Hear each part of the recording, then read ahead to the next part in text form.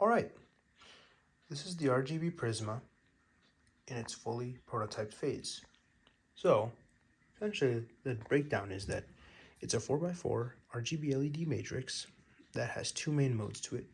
A mode that we call color mode, which is controlled over here, which essentially changes the flicker rate for the red, green, and blue signals going into each RGB LED controlled by a 555 timer. And on the other mode, we have snake mode, where a shift register, also controlled by a 555 timer, essentially turns on LEDs in pairs of twos as they go around the board and make a snake-like pattern. But enough telling, let's demonstrate. So I'll go here and I'll set it to color mode. You can see like right off the bat, we have all 16 LEDs on. And if I twist a dial, for example, here I'm changing the speed of blue, you can see that there's more blue, that the blue has a higher frequency as that increases. If I put it up to the max, you can actually see it's flickering. And I'll lower it back down just to now demonstrate green.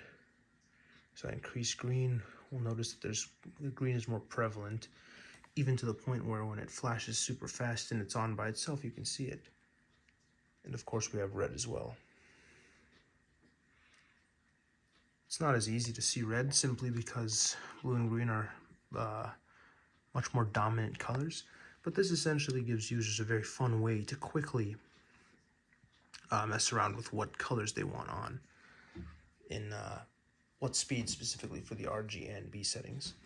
Now additionally, every single RGB LED has an IR network tied to it that essentially lets you turn them on and off by simply waving your hand over them. So as you can see here, I turned off the majority of those there just by waving my hand over them.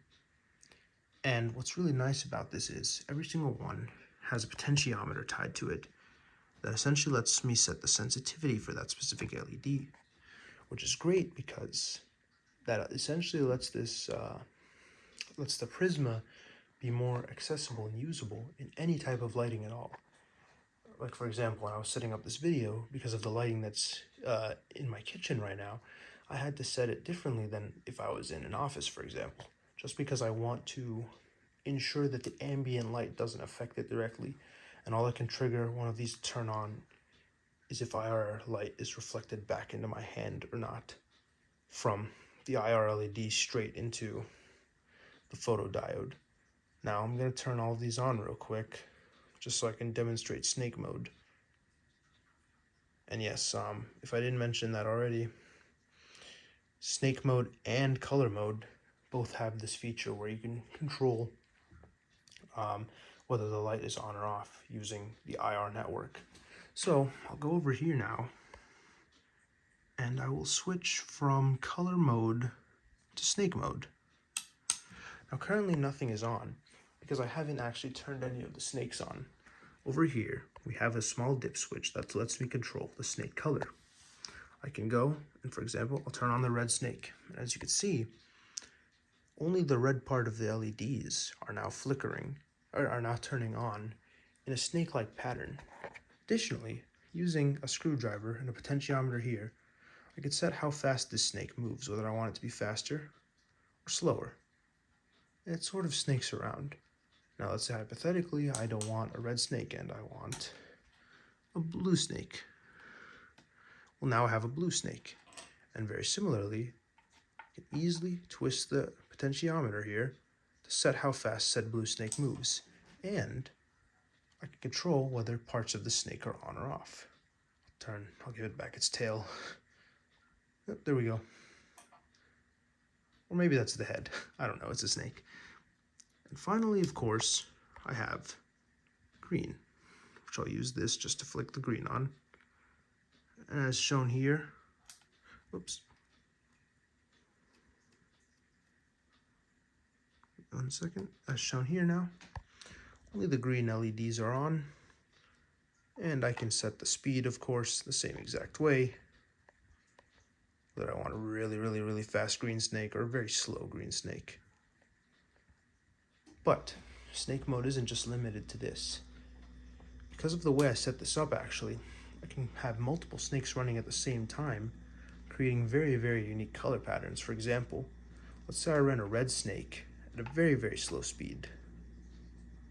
And I want my blue snake to be fast, so I'm going to set the potentiometer in advance, and I'm going to turn on my blue snake. Now, I have a red snake followed by a blue snake, and it might be hard to see on the camera, but any time that the colors overlap, we actually get a little bit of purple snake. And if we want to really make things interesting, we turn on green, and now we get a whole color spectrum, where I can independently set the speed of every single LED, of every single snake, and now I can get colors like cyan, magenta, and yellow. And this is just a very, this is essentially the core idea that I wanted to accomplish when I initially designed the RGB Prisma.